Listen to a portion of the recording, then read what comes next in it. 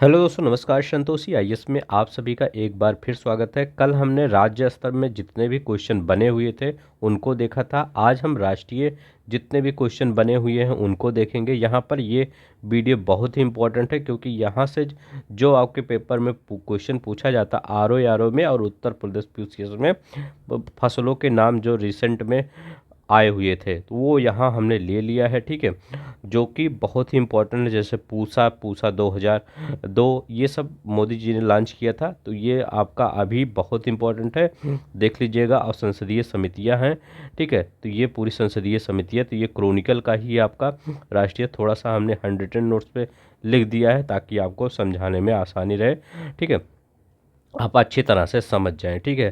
थोड़ा सा हमारा हेल्थ इशू चल रहा था, इसीलिए आपका वीडियो आज जो ज्योग्राफी का था, हिस्ट्री का था, वो नहीं आ पाया है क्योंकि वहाँ पर थोड़ा सा मेहनत लगता है।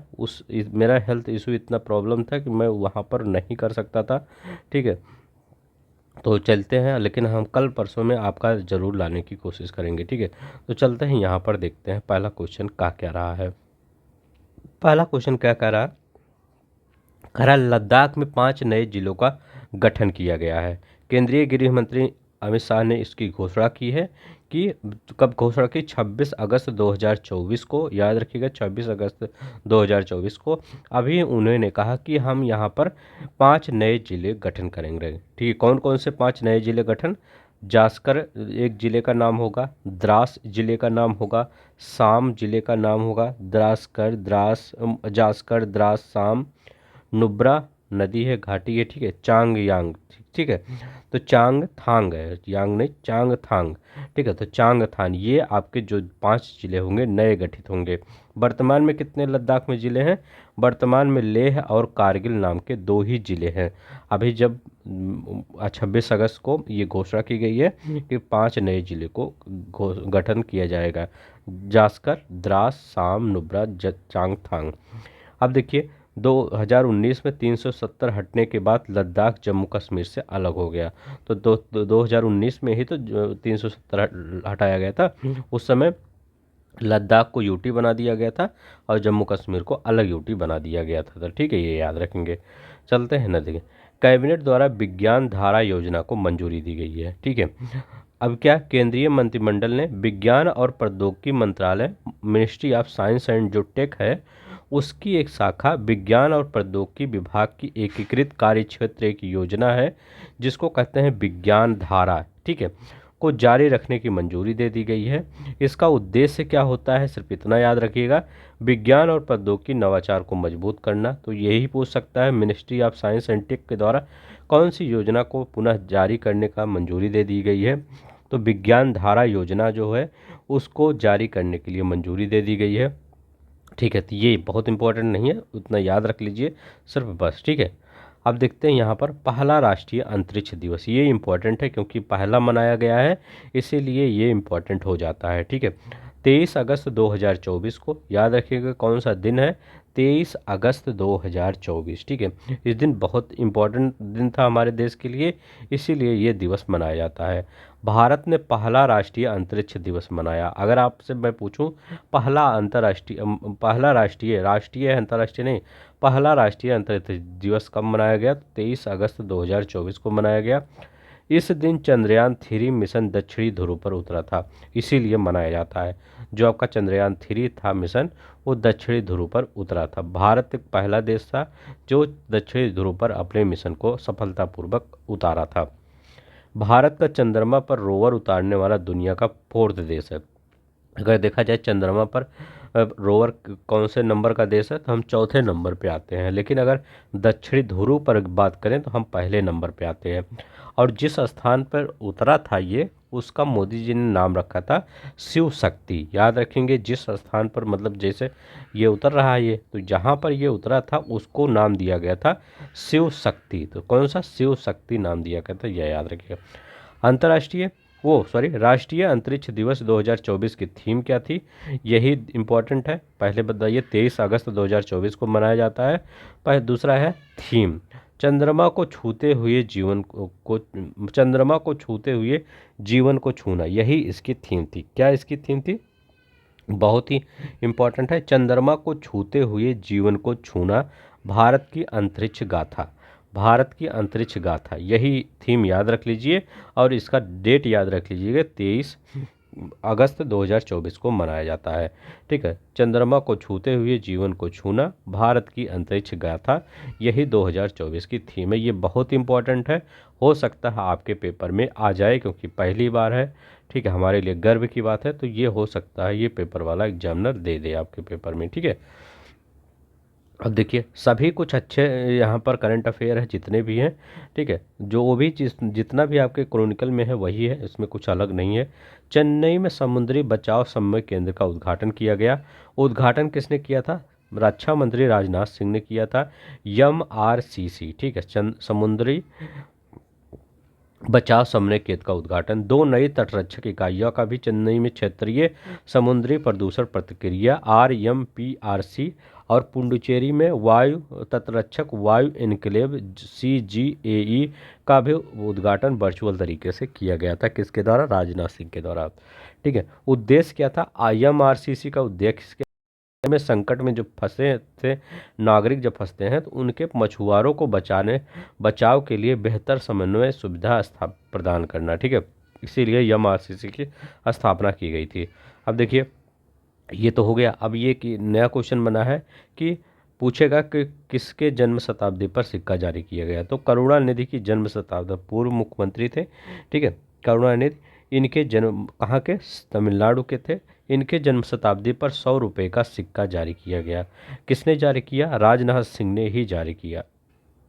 ठीक है, तो ये याद रखेंगे, राजनाथ सिंह ने पूर्व मुख्यमंत्री करुणानिधि के जन्म शताब्दी पर 100 रुपये का सिक्का जारी किया। करुणानिधि का चित्र बना है पीछे और इसमें तमिल नारा लिखा है, तमिल बेल्लम। ठीक है, तो ये सब उतना इंपॉर्टेंट नहीं है, सिर्फ इतना याद रखिएगा किसके जन्म शताब्दी पर? करुणानिधि के जन्म शताब्दी पर। ठीक है, AI आधारित राष्ट्रीय कीट निगरानी प्रणाली पहला कृषि और किसान कल्याण मंत्रालय, पहल किसके कहा है? कृषि और किसान कल्याण मंत्रालय कहा है। ये क्या? AI आधारित राष्ट्रीय कीट निगरानी प्रणाली विकसित की गई है। ठीक है, तब हर जगह AI का यूज हो रहा था, किसान ये मंत्रालय ने सोचा कि हम भी अपना करते हैं कुछ। ठीक है, चेक बाउंस मामलों में निपटान हेतु, ठीक है, केरल में भारत की पहली डिजिटल अदालत। ये देखिए ये इंपॉर्टेंट क्वेश्चन है, पूछेगा कि चेक बाउंस के निपटान हेतु भारत की पहली डिजिटल अदालत कहाँ बनी है। तो ये कहाँ पर बनी है? केरला में। उद्घाटन किसने किया? सुप्रीम कोर्ट के जज भूषण रामकृष्ण गवई ने किया था। इसका उद्घाटन किसने?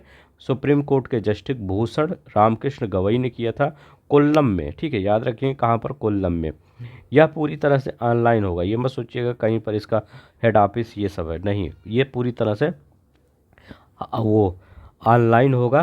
भारत में जो पहली डिजिटल अदालत है ये किस लिए है? चेक बाउंस के मामले को निपटारा करने के लिए। ठीक है, कोल्लम में। अब यहाँ देखिए पंचायतों में महिला नेतृत्व पर राष्ट्रीय कार्यशाला। अब देखिए ये कहाँ पर किया गया? 14 अगस्त 2024 को पंचायती राज मंत्रालय ने नई दिल्ली के डॉक्टर अंबेडकर अंतर्राष्ट्रीय केंद्र में पंचायती राज संस्थाओं से निर्वाचित महिला प्रतिनिधियों की एक राष्ट्रीय कार्यशाला आयोजित की है। जैसे आप देखते होंगे गांव में महिलाएं क्या होती हैं? प्रधान बनती हैं। ठीक है, तब उनके जो हस्बैंड रहते हैं वह प्रधान पति बनते हैं। ठीक है, तो सिर्फ उनको नाम मात्र के लिए बनाया जाता है, सब कामकाज कौन देखता है? वो जो प्रधान पति होते हैं वही देखते हैं। जैसे आपने एक वेब सीरीज आई होगी पंचायत देखी होगी, ठीक है, वही। ठीक है, तो यहाँ पर सिर्फ इतना याद रखेंगे, नई दिल्ली में इन सबको बुलाया गया था। ठीक है, और क्या किया गया था?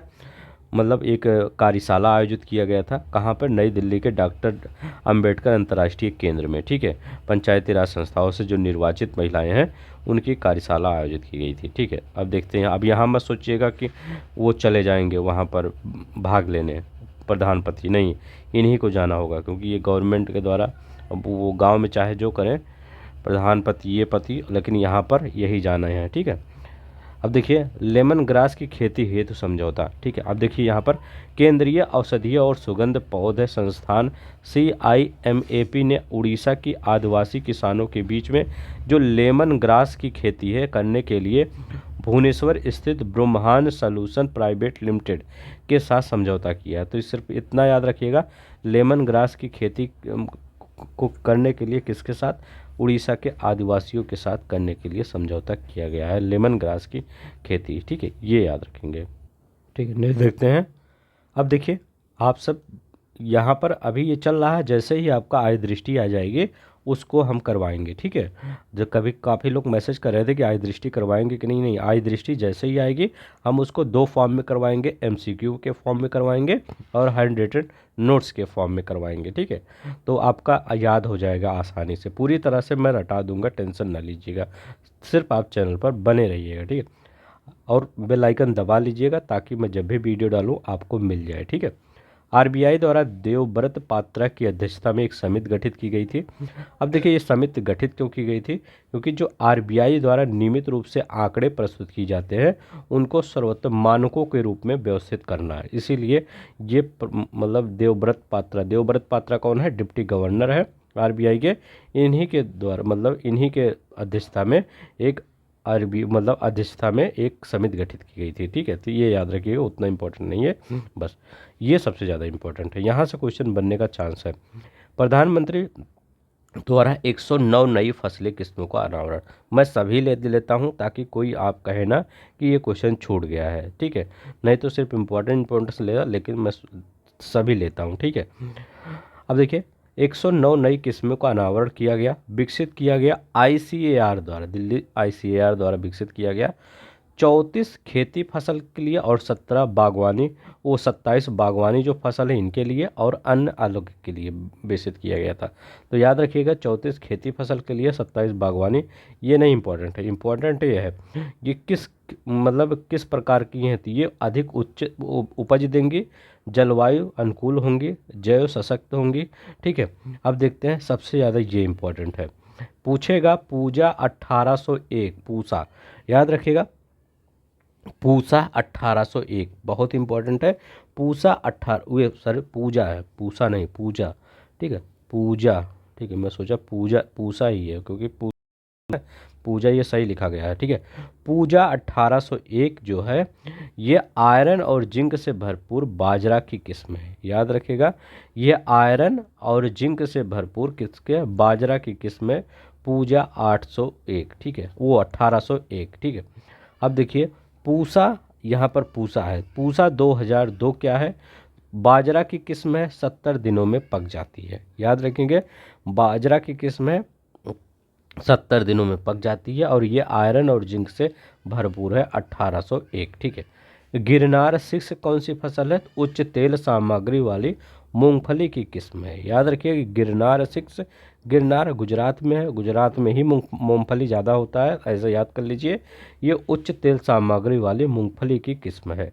नांदयाल 1267 चना की किस्म है, ठीक है, किस किस्म है, चना की, ये तो चारों आप याद ही रख लीजिएगा क्योंकि इम्पोर्टेंट है, चना की किस्म है।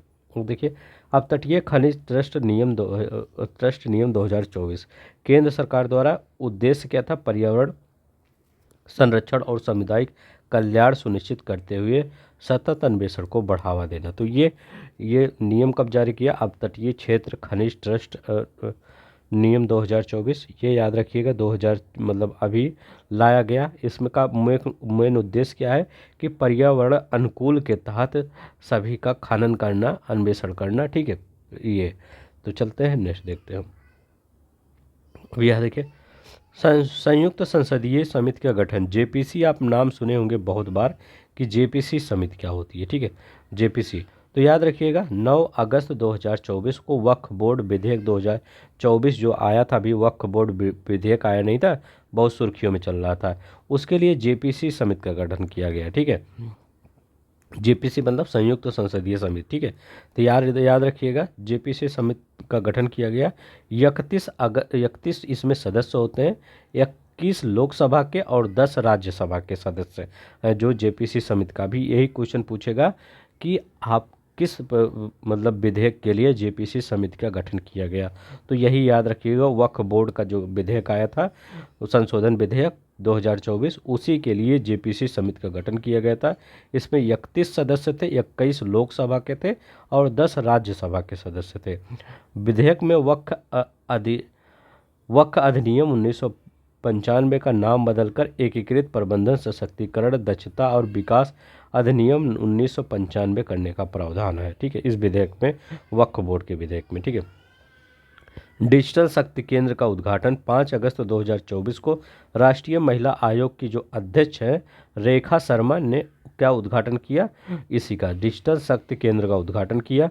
अब देखिए, डिजिटल शक्ति केंद्र पूछेगा किससे संबंधित है, तो ये महिलाओं के सशक्तिकरण से। ठीक है, महिलाओं को साइबर अपराध के बारे में जागरूक फैलाने के लिए इसी से संबंधित, जैसे महिलाएं साइबर अपराध में कई बार फंस जाती हैं, तो उन्हीं के लिए ये बनाया गया है। ठीक है, अब देखिए, गति शक्ति विश्वविद्यालय एवं एयरबस द्वारा विमानन कार्यकारी प्रशिक्षण नई दिल्ली में द्वारका में स्थित एशियाई परिवहन विकास संस्थान में आयोजित किया गया। याद रखेंगे कहाँ पर ये किया गया, जो प्रशिक्षण चल रहा था ये ट्रेनिंग। ठीक है, कौन सी ट्रेनिंग थी, गति शक्ति विश्वविद्यालय एवं एयरबस विमानन ट्रेनिंग थी। ठीक है, ये कहाँ चल रहा था, नई दिल्ली के द्वारका में एशियाई परिवहन विकास संस्थान है, वहीं पर ये चल रहा था। भाग लिया था नेपाल और भूटान के प्रतिनिधियों ने भी भाग लिया था यहाँ पर।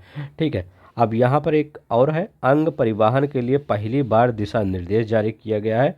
केंद्रीय स्वास्थ्य और परिवार कल्याण मंत्रालय ने पहली बार जीवित मानव अंगों के परिवहन के लिए दिशा निर्देश, कुछ अंग ऐसे होते हैं जो उसका ट्रांसपोर्टेशन होता है, तो क्या होता है, उसके लिए दिशा निर्देश जारी किया गया है। ठीक है, अब देखते हैं, ये बहुत इंपॉर्टेंट है, ऐसे ये क्वेश्चन आपके पेपर में कहीं ना कहीं तो आएंगे ही। ठीक है, तो ये जो अभी आप हमेशा पढ़ते होंगे पॉलिटी में कि कौन सी समिति बड़ी है छोटी है, परकलन समिति, लोक लेखा समिति, तो हर जब आपका लोकसभा चुनाव होता है तो उसके बाद एक नवीन संसदीय समिति गठित होती है। गठित किसने किया था, ओम बिरला ने। अब देखते हैं ये समिति में कौन कौन से किस लिए गठित हो गई। अब देखिए, जो अभी समिति गठित हुई है लोक लेखा समिति, उसके अध्यक्ष कौन है, तो केसी वेणुगोपाल इसके अध्यक्ष है। याद रखिएगा, कांग्रेस के नेता है। लोक लेखा समिति हमेशा विपक्ष का नेता ही इसमें होता है, लोक लेखा समिति में। ठीक है, इसकी उत्पत्ति कब हुई थी, पहली बार लोक लेखा समिति की भारत सरकार अधिनियम 1919 के तहत 1921 में स्थापित की गई थी। तो जो अधिनियम आया था 1919 का, आप हमेशा पढ़ते होंगे। ठीक है, तो वो क्या है, उसी में के तहत 1921 में यह गठित की गई थी पहली बार। तो अगर अधिनियम 1919 लगाइए, अगर कब किस साल गठित की गई थी पहली बार, तो 1921 में लगाइए। ठीक है, अब इसमें 22 सदस्य होते हैं, 15 लोकसभा के, 7 राज्यसभा के लोक लेखा समिति होते हैं। अभी देखिए ये किस प्रकार के, तो ये सार्वजनिक जो व्यय जांच करना, सीएजी रिपोर्टों की छानबीन करना, सार्वजनिक धन का कुशल उपयोग सुनिश्चित करना, जो मतलब सार्वजनिक धन होता है जारी किया जाता है उसकी देख रेख करना, कि मतलब ये कि सही सही तरीके से यूज हो रहा है कि नहीं। तो इसीलिए ये विपक्ष के नेता को बनाया जाता है, केसी वेणुगोपाल विपक्ष के नेता। ठीक है, अब देखिए परकलन समिति, सबसे बड़ी समिति यही होती है। संजय जायसवाल इसके नवनियुक्त अध्यक्ष बने हैं। 1921 से चली आ रही परंपरा 1950 में पुनर्गठित जॉन मथाई के द्वारा अनुशंसित की गई थी। 30 सदस्य, सभी सदस्य लोकसभा मंत्री सदस्य नहीं हो सकते। तब देखिए, याद रखेंगे यहाँ पर इसमें कितने प्रकलन समिति में सदस्य होते हैं, 30 सदस्य सब मिला के होते हैं, और सभी लोकसभा से होते हैं। इसमें कोई मंत्री सदस्य नहीं हो सकता प्रकलन समिति में। तो याद रखिएगा, इसमें ये क्वेश्चन पूछता है सबसे बड़ी समिति कौन सी है, परकलन एस्टीमेट कमेटी इसको बोलते हैं। परकलन समिति सबसे बड़ी समिति है, और इसमें जो सभी सदस्य होते हैं लोकसभा से ही होते हैं, मंत्री कोई। अब इसमें क्या किया जाता है, जो बजट अनुमानों की जांच करना, आर्थिक दक्षाओं का सुझाव देना और वैकल्पिक नीतियों की सिफारिश करना। अब यही दोनों सबसे ज़्यादा इंपॉर्टेंट है, लोक लेखा समिति और परकलन समिति। ये दोनों मत याद भूलिएगा, चाहे सब भूल जाइएगा। नीचे सार्वजनिक उपकरणों पर समिति, बैजयंत पांडा, याद रखिएगा, बैजयंत पांडा कृष्ण मेनन की समिति के आधार पर 1964 में स्थापित की गई थी सार्वजनिक उपकरणों की समिति। 22 सदस्य होते हैं, 15 लोकसभा के, 7 राज्यसभा के। यहाँ पर देखते हैं सार्वजनिक क्या करता है, ये सार्वजनिक क्षेत्र के उपकरणों और खातों के रिपोर्टों की जांच करना, परिचालन हस्तक्षेप किए गए बिना सिफारिशें प्रदान करना। ठीक है, अब देखिए अन्य पिछड़ा वर्गों पर यह समिति एक कल्याण समिति बनाई गई थी। इसके अध्यक्ष गणेश सिंह बनाए गए हैं। समिति का गठन जून 2012 में पहली बार किया गया था। इसमें 30 सदस्य होते हैं सभी वो, जिसमें 20 लोकसभा से 10 राज्यसभा से होते हैं। ओबीसी कल्याण के लिए नीतियों के कार्यान्वयन पर ध्यान केंद्रित करता है। आरक्षण का मूल्यांकन करना, सुधार का सुझाव देना है, ठीक है, तो ये करता है। अब देखिए यहाँ पर अनुसूचित जातियों और अनुसूचित जनजातियों के कल्याण के लिए समिति फग्गन सिंह कुलस्ते इसके अध्यक्ष बनाए गए हैं। समिति की स्थापना 1968 में की गई थी। समिति में 30 सदस्य होते हैं, जिनमें 20 लोकसभा से 10 राज्यसभा से होते हैं। तो ये दोनों जो समिति ओबीसी और SC/ST वाला, इसमें 30 सदस्य होते हैं, याद रखिएगा, 20 लोकसभा से और 10 राज्यसभा से, एक ही साथ याद कर लीजिए। इसमें क्या किया जाता है, जैसे इसमें ओबीसी के कल्याण के लिए बात की जाती है, इसमें SC/ST के कल्याण की बात की जाती है बस, और सुझाव दिया जाता है बस। अगर मैं पूछूं लोक लेखा समिति में कितने सदस्य, 22। प्रकलन समिति में कितने, 30 सदस्य। सार्वजनिक उपकरणों में 22 सदस्य। अन्य पिछड़ा वर्ग और SC/ST 30 सदस्य। अब इनका सबका जो नवनियुक्त अध्यक्ष नियुक्त हुए ये याद रखिएगा। फग्गन सिंह ये क्या कुलस्ते, ये अनुसूचित है। गणेश सिंह ओबीसी वाले हैं। और ये सार्वजनिक उपकरण ये बजंता पांडा है। प्रकलन संजय जायसवाल है, याद रखिए संजय जायसवाल है। सबसे बड़ा नाम इन्हीं का लग रहा है, ठीक है। तो सबसे बड़ी समिति यही है, केसी वेणुगोपाल, ठीक है, केसी वेणुगोपाल लोक लेखा समिति। ये दोनों नाम तो जरूर याद रखिएगा, केशव वेणुगोपाल और संजय जायसवाल का, ठीक है, और मत भूलिएगा, ठीक है। अब देखते हैं निर्यातों उन्मुख बागवानी क्लस्टर स्थापित किया जाएगा। कितना, 18,000 करोड़ रुपए खर्च करने की इसमें घोषणा की गई है कि 5 अगस्त 2024 को केंद्रीय कृषि मंत्री शिवराज सिंह चौहान ने कृषि आय को बढ़ाने के लिए अगले 5 वर्षों में निर्यातों उन्मुख बागवानी क्लस्टर स्थापित करने पर विचार की रही है, उन्होंने घोषणा किया है, ठीक है, ये याद रखिए। अब देखिए किनके मध्य समझौता हुआ है, IMD और रिलायंस फाउंडेशन के मध्य समझौता हुआ है। मौसम और आपदा प्रबंधन, मतलब जो आपदा आती है उसकी तैयारियों के से लेकर, ठीक है, IMD और रिलायंस फाउंडेशन के मध्य समझौता हुआ है, ये सिर्फ याद रख लीजिए बस। अब ये इंपॉर्टेंट है, राष्ट्रीय हिंदी विज्ञान सम्मेलन भोपाल में आयोजित किया गया। राष्ट्रीय हिंदी विज्ञान सम्मेलन कब 30 से 31 जुलाई 2024 को आयोजित किया गया, भोपाल में आयोजित किया गया, याद रखिएगा। राष्ट्रीय हिंदी विज्ञान सम्मेलन भोपाल में आयोजित किया गया 30 से 31 जुलाई 2024 के मध्य। अमृतकाल में राष्ट्रीय वैज्ञानिक चेतना का उन्नयन, ठीक है, इसका विषय था, थीम था, अमृतकाल में राष्ट्रीय वैज्ञानिक चेतना का उन्नयन। उद्घाटन कब किया गया, किसके द्वारा, मुख्यमंत्री मोहन सिंह के द्वारा उद्घाटन किया गया। उद्देश्य क्या था, हिंदी में अपने काम को प्रस्तुत करने और चर्चा करने के लिए मंच तैयार करना, इसका काम था। तो अभी हमने क्या बताया, भोपाल में अमृतकाल में राष्ट्रीय वैज्ञानिक चेतना का उन्नयन, मुख्यमंत्री मोहन सिंह ने इसका उद्घाटन किया। उद्देश्य क्या था, हिंदी में अपने काम को प्रस्तुत करने के लिए मंच तैयार करना, बस इतना याद रखेंगे। अब चलते हैं इधर देखते हैं। केंद्रीय मंत्रिमंडल ने बायो E3 नीति को मंजूरी दी थी। बायो E3 उच्च प्रदर्शन जैव विनिर्माण को बढ़ावा देने के लिए एक नीति है, याद रखिएगा। यह निम्न विषयों पर ध्यान केंद्रित करता है, स्मार्ट प्रोटीन और कार्यात्मक खाद्य पदार्थ, सटीक जैव चिकित्सा, जलवायु अनुकूल कृषि, कार्बन कैप्चर करने का प्रयोग, ठीक है। बायो E3 याद रखिएगा, केंद्रीय मंत्रिमंडल ने बायो E3 नीति को मंजूरी दी है। पूछ सकता है किस E3 नीति को, तो बायो E3 E4 दे सकता है वहाँ पे। समुद्री और अंतरिक्ष अनुसंधान को बढ़ावा देना, और ये उच्च मूल्य वाले जैव आधारित रसायन, बायोपॉलिमर और एंजाइम, ठीक है, ये याद रखिएगा। अब देखिए उसी में कला और संस्कृति से रिलेटेड प्रश्न होते हैं, ठीक है, थ्योरी टाइप, तो उसको भी देख लेते हैं। 78वां स्वतंत्रता दिवस समारोह इस बार मनाया गया। मोदी द्वारा लगातार 11वां मतलब स्वतंत्रता दिवस भाषण था, तो मोदी जी द्वारा जो इस बार भाषण दिया गया था ये लगातार 11वां था उनका। पूछ सकता है कभी पेपर में कि मोदी जी द्वारा कौन सा लगातार, तो ये 11वां लगातार भाषण था, ठीक है। थीम क्या था, विकसित, वैसे ही याद रखिए, 5 साल उस साइड और 5 साल, और ये दूसरा 2.0 और पहला 1.0, इसके बाद 3.0 है, ये पहला ही साल हुआ, तो ऐसे 11 हो गया। विकसित भारत 2047 इसकी थीम थी। अभी जो 78वां स्वतंत्रता दिवस समारोह था, इसका थीम क्या था, विकसित भारत @ 2047।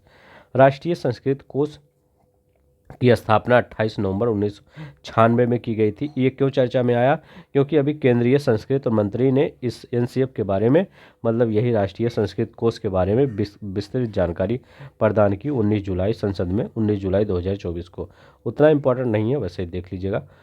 ये इम्पोर्टेंट है। 17वां दिव्य किला मेला रायपुर में आयोजित है। उद्घाटन केंद्रीय मंत्री डॉक्टर बीरेंद्र सिंह ने आज इसका उद्घाटन किया। ठीक है। सामाजिक न्याय और अधिकारिता मंत्रालय के दिव्यांगजन सशक्तिकरण विभाग द्वारा इसका उद्घाटन किया गया। 17वां दिव्य किला मेला रायपुर में। ठीक है। कहाँ पर? 17वां दिव्य किला मेला कहाँ पर किया गया? रायपुर में। ठीक है। ये याद रखेंगे, ये किला नहीं है, कला है। ठीक है, याद रख, किला बन गया है। ठीक है। 17वां दिव्य कला मेला रायपुर में आयोजित किया गया। सामाजिक न्याय एवं अधिकारिता मंत्रालय द्वारा दिव्यांगजन सशक्ति विभाग द्वारा इसको आयोजित किया गया। ठीक है। अब इधर देखिए, रत्नागिरी जियोग्लिफ्स और पेट्रोग्लिफ्स। महाराष्ट्र सरकार ने संरक्षित स्मारक घोषित किया। किसको? जियोग्लिफ्स और पेट्रो। ये क्या होता था? ये आपको वो जो आपका पश्चिमी घाट है उसको किनारे बहुत विस्तृत है। ठीक है। जियोग्लिफ कोंकण तट के 900 किलोमीटर के क्षेत्र में फैला हुआ है जियोग्लिफ। ठीक है। और इसी को क्या महाराष्ट्र सरकार ने संरक्षित स्मारक घोषित किया है। ठीक है। याद रखिएगा, जियोग्लिफ्स और पेट्रोग्लिफ्स। अब ये क्या है? तो ये जियोग्लिफ और पेट्रोग्लिफ प्राचीन जो कला है सॉरी, उसी के विभिन्न प्रकार हैं। ठीक है। थोड़ा सा गला खराश होगा तो आप उसको मैनेज कर लीजिएगा, आवाज़ सही नहीं जा रही होगी ना। अजंता गुफाओं तक कनेक्टिविटी विस्तार। रेल मंत्रालय और महाराष्ट्र सरकार ने इसको समझौता किया है कि जालान और जलगांव, याद रखिएगा, जालान और जलगांव को जोड़ने वाली 174 किलोमीटर लंबी रेल लाइन पर सहयोग की घोषणा की है। तो ये अब अजंता की गुफाओं तक क्या होगा? रेल मार्ग पहुंचाया जाएगा। ठीक है। रेल मंत्रालय और महाराष्ट्र सरकार के बीच समझौता हुआ है, बस इतना याद रखिएगा। कनेक्टिविटी तैयार, विस्तार कर दिया गया है। महाराष्ट्र में अजंता गुफाओं यूनेस्को की विश्व धरोहर सूची में स्थल है, सूची में शामिल है, याद रखिएगा। नई दिल्ली में विश्व विरासत प्रदर्शनी का आयोजित किया गया। तो नई दिल्ली में विरासत प्रदर्शनी का आयोजित किया गया।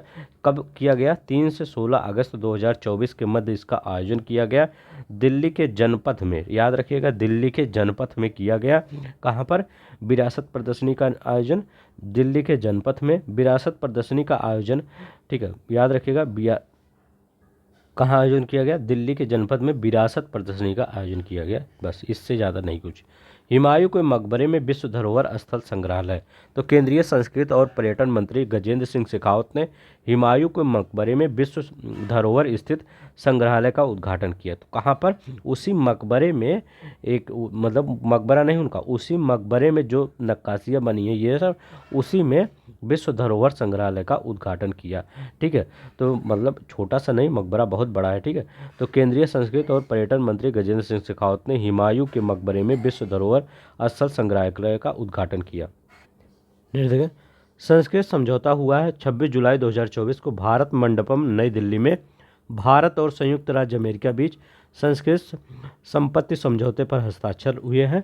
इसका इसलिए क्यों किया गया है इसका? क्योंकि इसका उद्देश्य है जो पूरा आवेश है, मतलब पूरा तत्ववेश है, मतलब बहुत से पुराने चीज़ें हैं, उनकी अवैध तस्करी को रोकना। बहुत सी मूर्तियाँ नहीं होती, उनकी अवैध तस्करी कर दी जाती है।